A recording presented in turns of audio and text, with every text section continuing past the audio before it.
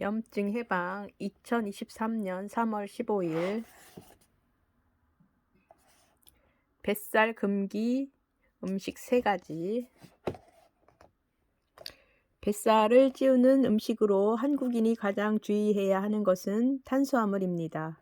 밥을 주식으로 하고 빵, 면, 떡, 과자 같은 정제 탄수화물을 계속해서 자주 먹는 식습관은 탄수화물 과잉 섭취를 부릅니다.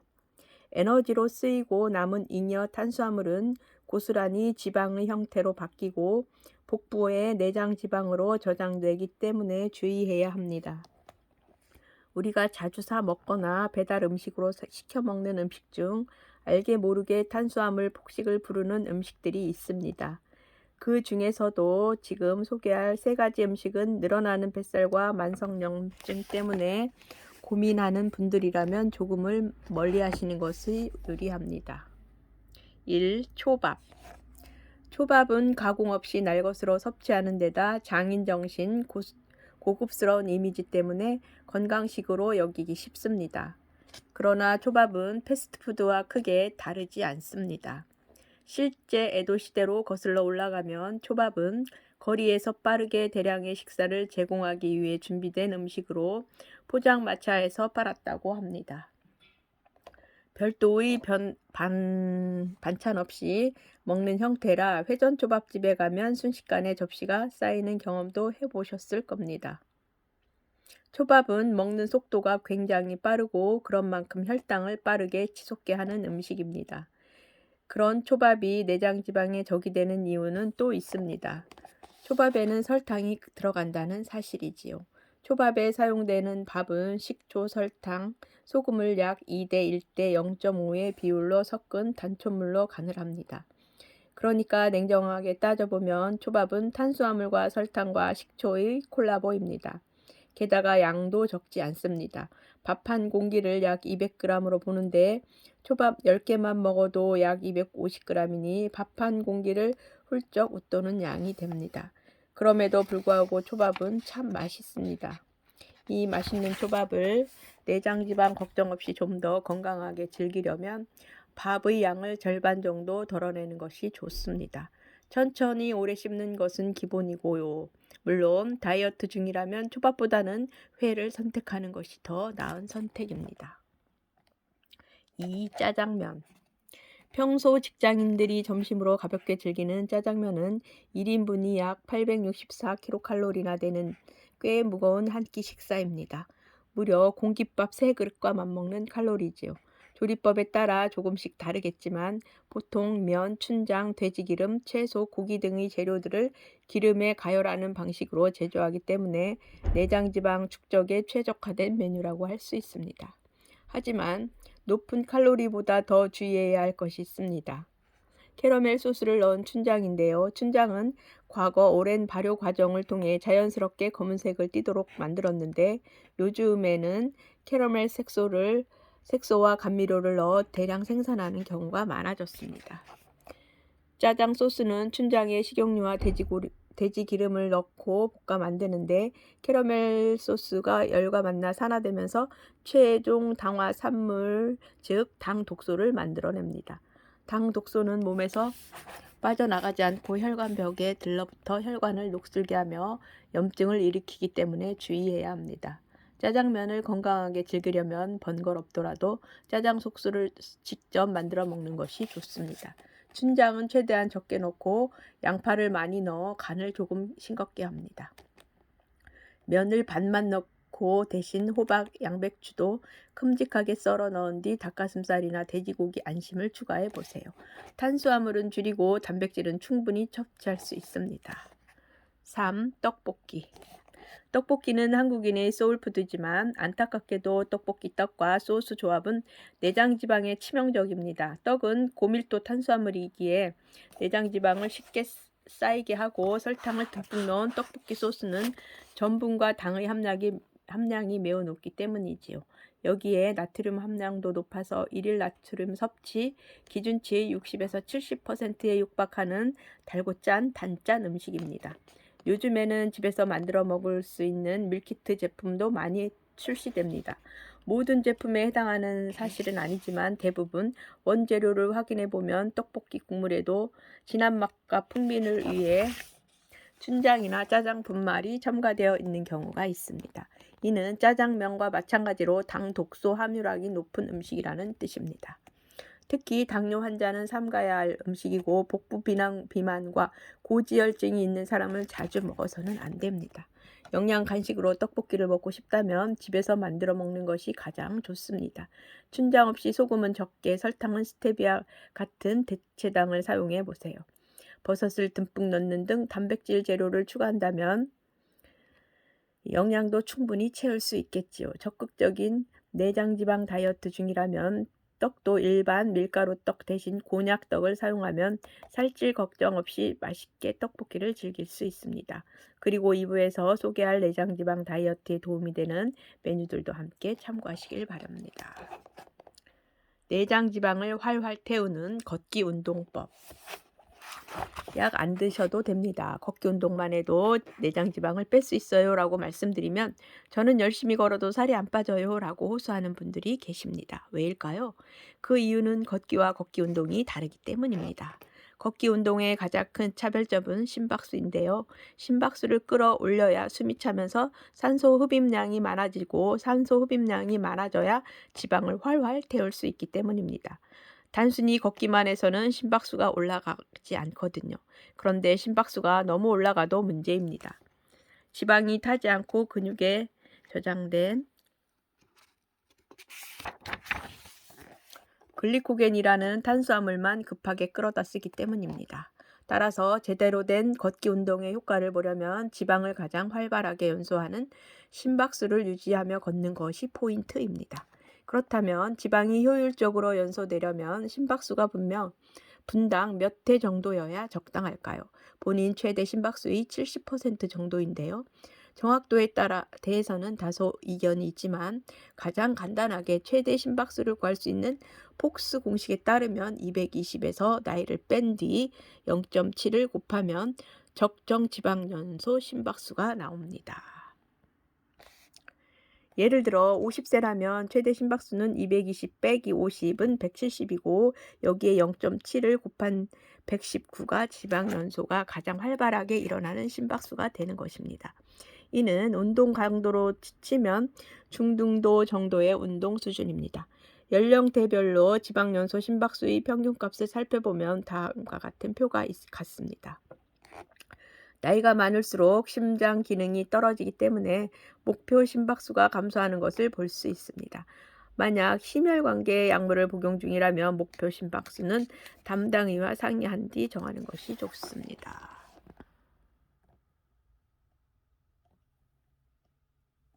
연령별 적정 심박수.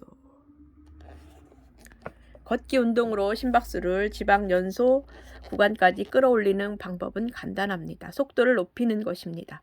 특히 발바닥이 지면에 닿는 시간을 최소화하기 위해 땅에 발 뒤꿈치를 가볍게 댔다가 앞 발바닥으로 땅을 밀면서 나가는 것이 중요합니다. 계속해서 속도를 높여 걸으면 숨이 차고 심박수가 올라가는데 일정한 간격을 두고 속도를 빠르게 다시 느리게 조절합니다. 그래야 지방이 활활 타는 적정 심박수를 유지할 수 있으니까요. 이렇게 속도를 높였다가 낮추기를 반복하며 걷는 것을 인터벌 워킹이라고 합니다. 염증을 줄이는 근육 호르몬. 운동이 당뇨병이나 치매, 심혈관 질환, 암 같은 생활습관병을 예방하고 다스리는 데 도움이 된다는 것은 새로운 사실이 아닙니다. 그런데 최근 학계에서 운동이 곧 약이라는 개념이 다시 부상하고 있습니다.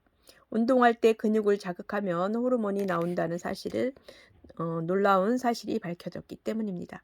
2007년 응용 생리학 저널에서 발표된 논문에서는 근력 운동을 하면 운동에 관여하는 근육인 골격근에서 마이오카인이라는 호르몬을 분비한다는 내용이 담겨 있었습니다. 마이오카인은 근력 운동을 통해서만 활성화되는 호르몬으로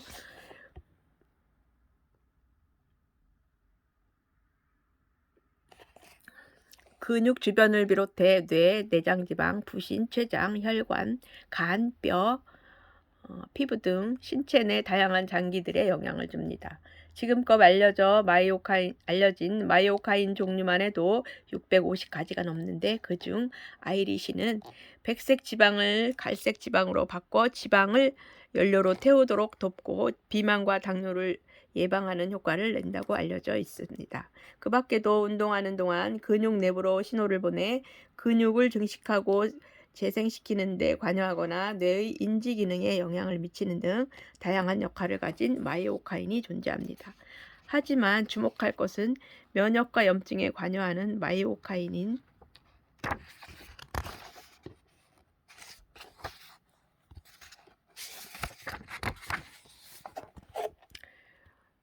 인터루킨 6입니다. 인터루킨 6은 조직의 손상 혹은 스트레스와 같은 자극에 대한 반응으로 분비되는 호르몬인데요. 많은 면역 반응의 증제자로 혹은 염증 반응의 지표로 작용합니다. 운동할 때마다 근육에서는 인터루킨 6이 분비되어 코르티솔 생성을 자극하고 염증을 억제하는 작용을 합니다. 관절에 생기는 대표적인 만성염증 질환인 류머티즘성 관절염에도 운동을 통한 마이오카인 분비가 항염증 반응을 유도해서 잠재적 치료법이 될 수 있음이 밝혀진 바 있습니다. 따라서 근육에 자극을 주는 꾸준한 운동은 내장 지방 제거뿐 아니라 마이오카인의 원활한 분비를 위해서도 반드시 필요합니다. 운동을 통한 근육 호르몬 생성은 만성염증에서 해방되기 위한 자기 호르몬 요법이나 다름없습니다. 그렇다고 보디빌더처럼 무리하게 근육을 키우라는 것은 말은 절대 결코 아닙니다. 여성은 체중 대비 근육량 30에서 35, 남성은 40에서 45% 정도면 적절합니다. 아무것도 하지 않으면 40대부터 1년에 평균 1%씩 근육량이 감소해 80대에는 인생 최대 근육량의 절반밖에 남지 않을 수 있습니다. 소중한 근육이 사라지지 않도록 최대한 보존하고 유지하시기 바랍니다. 자, 그러기 위해선 일단 움직이세요. 근손실을 부르는 최악의 운동 습관 3가지. 운동은 무조건 열심히 한다고 건강에 좋은 것이 아닙니다. 잘해야 합니다. 잘못된 운동 습관을 가지고 있다면 관절을 상하게 할 뿐 아니라 큰 손실을 불러와서 염증을 없애는 마이오카인 효과도 기대하기 어렵습니다. 그 중에서도 반드시 피해야 할 3가지 운동 습관이 있습니다. 꼭 숙지하셔서 운동한 만큼 효과를 보고 만성염증에서도 벗어나시길 바랍니다. 근손실을 일으키는 첫 번째 나쁜 습관은 오버트레이닝입니다. 과유불급이라는 말은 운동에도 적용이 되는데요. 우연히 참석한 모임에서 걷기 운동을 예찬하며 하루 3만보 걷기를 한다는 60대 CEO를 뵌 적이 있었습니다. 새벽 4시에 회사에 출근해 4시간 동안 걷고 별다른 운동은 안 한다고 했으니 매일 유산소 운동만 4시간씩 하는 셈입니다. 겉으로는 배도 나오지 않았고 건강해 보이는 듯 했지만 팔다리는 가늘고 근육량 또한 많이 부족해 보였습니다. 이는 오버트레이닝의 전형적인 예입니다. 이분처럼 요즘 걷기 운동 열풍이 불면서 과하게 걷는 분들이 많아졌습니다. 앞서 소개했듯 걷기 운동은 반드시 해야만 하는 대표적인 유산소 운동이지만 과해지면 그것도 아침 공복에 칼로리 섭취가 없는 상태에서 오버트레이닝을 하면 아까운 근육이 빠져나가게 됩니다. 칼로리가 부족하면 운동을 하는 과정에서 근육에 저장되어 있는 단백질을 에너지원으로 꺼내 쓰기 때문입니다. 과한 유산소 운동을 줄이고 반드시 근력 운동을 병행해야 합니다. 두 번째 나쁜 습관은 부실한 수면입니다. 2010년 시카고 대학교에서 한 가지 실험을 했는데요. 참여자들을 2그룹으로 나눠 2주간 저칼로리 식사를 하게 하면서 한 그룹은 8.5시간, 다른 그룹은 5.5시간의 수면 시간을 취하도록 했습니다. 그 결과 8.5시간의 숙면을 취한 그룹은 2주간 평균 체지방이 1.4kg, 근육량은 1.5kg 감소했습니다. 반면 5.5시간 수면 시간으로 생활했던 그들은 평균 체지방이 0.6kcal, 근육량은 2.4kcal이나 킬로그램이나 감소했습니다. 수면이 체지방과 근육에 미치는 영향을 비교해 본 실험이었는데요.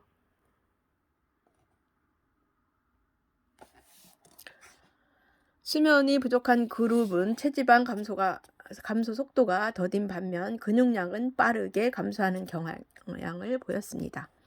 이 실험을 통해 우리는 수면 시간이 다이어트와 근육에 적지 않은 영향을 끼친다는 사실을 짐작할 수 있습니다.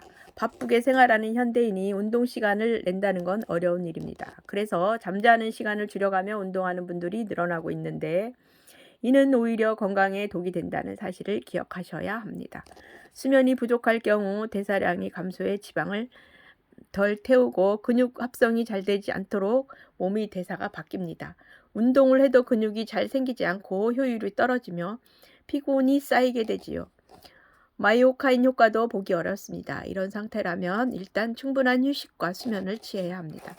하루 운동했으면 다음 날은 쉬는 등 적절한 타협과 요령이 필요합니다. 마지막 세 번째는 부족한 영양 섭취입니다. 운동한 만큼 잘 먹어야 하는데 이 부분을 간과하면 오히려 근육이 빠져나갑니다.